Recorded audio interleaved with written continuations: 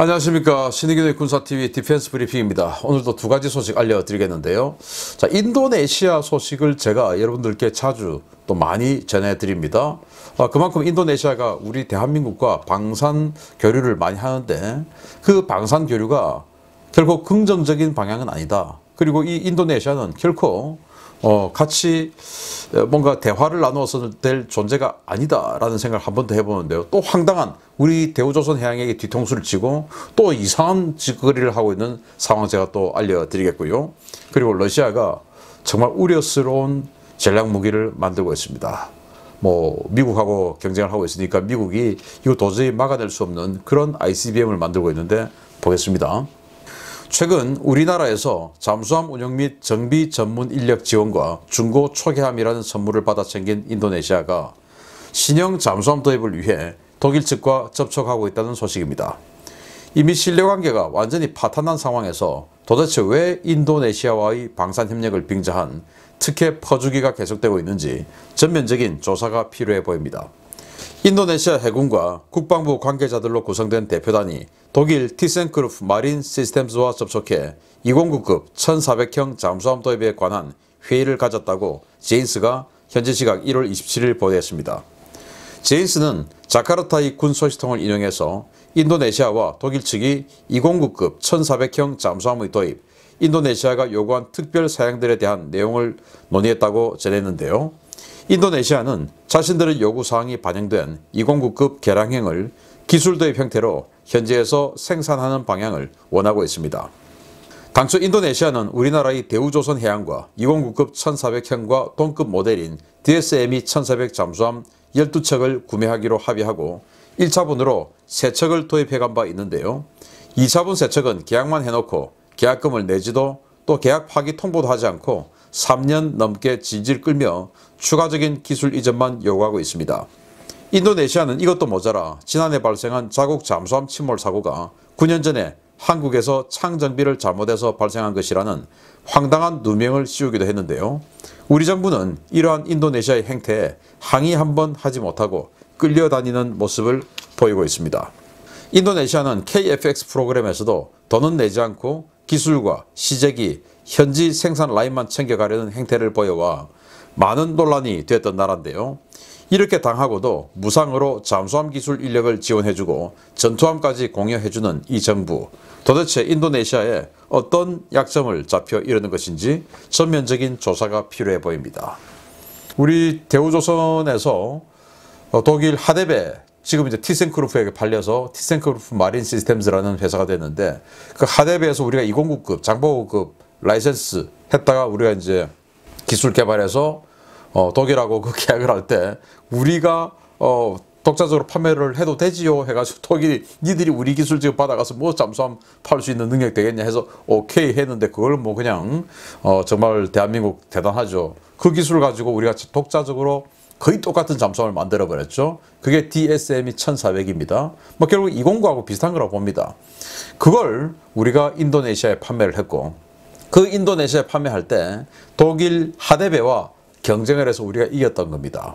그래서 우리 독일 하데베 입장에서는 우리에게 기술을 줬는데 그 기술을 준 대우조선하고 다시 하데베가 인도네시아에서 경쟁해서 우리가 이겨버린 겁니다. 그렇게 해서 이길 때 12척의 총사업이고 그걸 이제 1, 2, 3, 4차로 나눠서 3척씩 끊어서 4번의 사업을 한다고 했고 그걸 1번 함만 현지 생산, 즉 대우에서 만들고 2, 3번 함은 인도네시아에서 라이센스로 생산하기로 협의를 했고 그 라이센스 생산하기 위해서는 많은 기술 지원이 있어야 되죠. 그래서 기술을 많이 받아가기로 하고 그러면서 2019년에 또 2차분 3척에 대한 계약을 체결합니다. 그러면서 2차분도 또 하니까 기술 더 많이 줘 해가지고 지금까지 계속 기술만 빨아먹고 그러면서 또 2차분까지 이렇게 계약한 고객이니까 한국 오면 어마어마한 또 대접 접대 의전 받아 챙기고 자 이렇게 하면서 갑자기 아니 우리는 니들하고 안 하고 말이야 프랑스 스콜펜급 이거 하고 싶어 하고는 또 스콜펜 할 듯이 했다가 또 지금은 또 다시 독일 하데베하고 지금 협상 중이다. 우리에게는 계약을 했으면 계약금을 줘야 되는데 계약금도 주지 않고 또 그럼 니들하고 안 할란다 하고는 아예 통보를 해줘야 되는데 통보도 하지 않고 그러면서 지금까지 3년이나 끌고 있는 이 인도네시아 그 와중에 이것뿐만 아니고 KFX 관련해서도 지금 뭐 돈을 지금까지는 안 주고 결국 현물로 받아가라 라고 하고 있는 이런 베체라 인도네시아, 그러면서 KFX에 대한 보상 기술 이런 것들은 훨씬 더 계속 더 많이 요구하고 있고, 그러면서 라팔 협상하고 미국하고 F-15EX 협상하고 이따위 짓을 하고 있는 이 인도네시아, 자기네들이 무리한 작전으로 안 해야 되는데 어뢰발사 지시를 내려가지고 그 어뢰발사하고는 침몰한 그 잠수함, 9년 전에 창정비하고는 한 번도 정비 안 한 주제들이 그 창정비 잘못했다고 우리 탓을 하고, 그러면 니들하고는 아예 상종을 안 한다 이렇게 나가야 되는데, 해군 참모총장이 인도네시아에 가서 초계함 3척을 상납하고, 중고 초계함이죠, 우리 포항급, 그거 왜 줍니까? 또 주긴 주는데 왜 해군 참모총장이 왜 갑니까? 지들이 와서 받아가야지, 엎드려서 받아가야지, 왜 가서 선물을 가서 직접 가서 줍니까? 그리고 창정비 제대로 하고 나서 그 이후에 AS 잘 안 받고 해서 지들이 침몰했으면은 그냥 아는 사이에 저희만 피하면 되지, 왜 거기다가 다시 우리 해군도 정비 인력 없는데 정비 인력을 왜 거기다가 보내줍니까? 우리 해군이 지금 4만 1,000명 이 인력에 묶여가지고 얼마나 지금 인력 사정이 힘든데 거기다 인도네시아에 왜 기술 인력을 제공해 줍니까? 이 도대체 이 정부 최고 수뇌부가 인도네시아에 무슨 약점을 잡혔는지 이렇게 질질 끌려다니는 이유를 모르겠습니다. 아무튼 중국 그리고 인도네시아 이 두 나라는 크게 상종해서는 안 되겠다라는 생각이 들 정도네요. 두 번째입니다. 러시아가 현존하는 최강의 핵미사일로 평가되는 해군용 블라바 SLBM을 개조한 철도 발사 미사일을 개발한다는 소식입니다. 지난 2005년 모두 퇴역한 기존의 RT-23과는 비교할 수 없는 수준의 열차 발사식 핵미사일이 등장해 미국도 유사 무기체계 개발에 나설 것이라는 관측이 나오고 있습니다. 러시아가 2005년 RT-23 퇴역 이후에 처음으로 신형 열차 발사 미사일 시스템을 개발 진행 중이며, 이는 철도에 탑재되는 경량 우주 로켓 발사기로서의 역할도 수행하게 될 것이라고 인텔팍스 통신이 현지 시각 1월 28일 보도했습니다. 러시아는 지상 발사 ICBM 가운데 이동식 미사일 발사 차량을 이용하는 RT-2U-TTKH, 토플M과 RS-24 야르스 시스템을 배치 중인데요. 이들 미사일은 길이가 23m가 넘고 차량이 워낙 거대해서 미국이 이를 쉽게 추적할 수 있다는 생존성 문제가 제기되어 왔습니다. 러시아가 새로 개발하려는 철도 발사식 ICBM은 잠수함 탑재용으로 개발된 RSM-56 블라바를 기반으로 개발될 예정인데요. 블라바는 기존의 지상형 ICBM보다 더 소형인 11.5m에 불과한 덩치지만 페이로드는 대형 ICBM 못지않은 수준을 자랑합니다. 6발에서 10발의 다탄두 기동형 재도립체를 탑재할 수 있고, 이와 별개로 수십 개의 소형 디코이도 살포할 수 있어 현존하는 MD 체계로는 방어가 불가능한 미사일로 평가되고 있습니다. 러시아는 이 시스템을 핵미사일 투발은 물론 저궤도 위성을 발사하는 이동식 우주 발사체로도 활용한다는 계획인데요. 이는 차후 개발될 다양한 우주 무기들을 기동성 있게 운용하기 위한 사전 준비 조치로 풀이됩니다. 러시아가 이러한 시스템을 개발해 배치하면 기존의 차량 탑재형 이동식 ICBM보다 훨씬 더 높은 기동성과 생존성을 갖게 될 전망인데요. 이 미사일이 등장하면 오바마 행정부 당시의 일방적인 핵 군축으로 벌어진 미러 핵전력 격차가 바이든 정부에 와서 다시 또 엄청나게 벌어질 것이라는 우려가 커지고 있습니다. 야, 이거 보세요.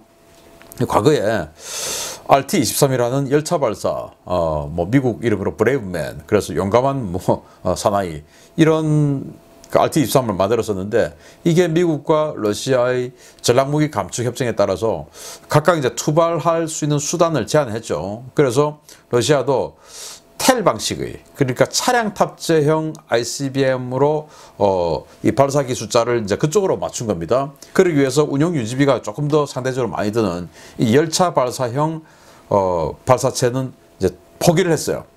미국 같은 경우는 이제 SLBM으로 더 집중을 하게 됐고, 자, 그랬는데 이게 다시 2020년대에 나온다. 아마 북한이 이스칸데르 미사일, 북한판 이스칸데르 KN-23 그거 쏘는 거 보고 러시아도 자극받아서 그래, 쟤들 하니까 우리도 다시 하자 라는 생각을 하게 된지 모르겠지만, 이걸 다시 하게 되면 이게 차량 탑재형보다 훨씬 탐지하기 힘들다라는 게 정설이에요. 왜냐하면 뭐 우리나라도 대전이나 이런 데 가면은 큰 건물, 어마어마하게 큰 건물에 열차 이 수리하는 정비창이 있지 않습니까? 거기에다가 쑥 집어넣는 겁니다. 집어넣어서 이 ICBM 탑재한 이 칸을 쓱 다른 열차와 바꿔버리면 도대체 어떤 열차에 이 ICBM이 탑재가 되는지 알 수가 없죠. 그래서 러시아 같은 경우는 2005년 이 퇴역한 RT-23도 시속 100km로 달리는 그 열차였거든요. 북한처럼 뭐 20km, 30km 이게 아니에요. 그래서 이게 도대체 예객차인지 아니면 ICBM 차인지 알 수가 없는 겁니다. 북한은 뭐 워낙 찌릿 다니니까 좀 그렇다 치고. 그래서 이런 무시무시한 열차 발사식 탐지가 힘든 이런 것들을 만들었을 때 미국이 도대체 어떻게 대응할 것이냐. 거기다가 참 희한한 것이 야르스라고 하는 ICBM이 있어요. 지금 러시아가 자랑하는 최신 ICBM인데 이게 10개의 다탄두입니다. 다탄두고 이 10개의 다탄두가 각각 기동성 제도립체, 그러니까 각각 다른 곳을 때리면서 회피 기동하는 기동성 제도립체예요. 그러면서 각각 이 탄두에서 또 디코이가 쫙 쪼개져 가지고 10개의 핵탄두 외에 디코이가 수십 개가 더 나옵니다. 디코이는 물론 작죠. 작지만은 RCS 레이더 반사 면적은 이 핵탄두만큼 보이게 만들어 가지고 핵탄두가 수십 개가 떨어지는 것으로 착각하게끔 만듭니다. 그 중에 10개가 진짜죠. 그리고 이 핵탄두 하나하나에다가 스텔스 코팅까지 해가지고 아주 탐지하기 힘들게 만든다 라는 게 이제 야르스인데, 야르스는 길이가 한 24m 돼요. 굉장히 크죠. 그러다 보니까 24m짜리 싣고 다니는 트럭은 뭐 한눈에도, 뭐 한눈에는 아니겠지만 쉽게 발각이 될 수 있습니다. 그런데 정말 희한하게도 블라바라고 하는 이 미사일은 SLBM인데 당연히 잠수함에서 쏴야 되기 때문에 덩치가 작죠. 그런데 야르스보다 반도 안 되는 길이 11.5m인데 야르스처럼 9,000km나 날아가요. 야르스는 10,000km. 그리고 야르스처럼 10개의 다탄두, 그리고 그 10개의 다탄두 외에도 한 40개에서 60개 정도의 디코이 따로 별도. 그러면서 야르스와 거의 똑같은 기동성 제도립체에다가 스텔스 코팅에 뭐 다 들어있다고 하니까 이 블라바야말로 궁극의 ICBM이 아닌가라고 생각이 되는데, 문제는 이제 블라바를 잠수함에서 발사한 SLBM인데 이걸 열차에서 쏘겠다 라는 것이죠. 그런 걸 지금 새로 만든다. 야, 이렇게 되면 미국이 과연 이 핵전력을 가지고 러시아에게 이제 비빌 수는 있을까라고 생각이 됩니다. 미국 같은 경우는 오바마 시대에 핵 없는 세상을 추구하는 오바마였죠. 그러다 보니까 그때 일방적으로 뭐 핵 구축하고 또 핵무기 새로 만들고 있던 프로젝트를 전부 킬시켜버리고, 그렇게 해서 핵무기 기술이 지금 이 중국에게도 오히려 지금 뒤처져 가는 그런 황당한 수준에 있습니다. 그래서 트럼프 시대에 다시 그걸 좀 끌어올리냐 했더니 다시 바이든 들어와서 다시 또 억제하고 뭐 이제 이렇게 되고 있는데, 핵 전력의 격차 빨리 미국이 따라잡아야 될 텐데 참 걱정되네요. 아무튼 이런 상황입니다. 마치겠습니다. 감사합니다.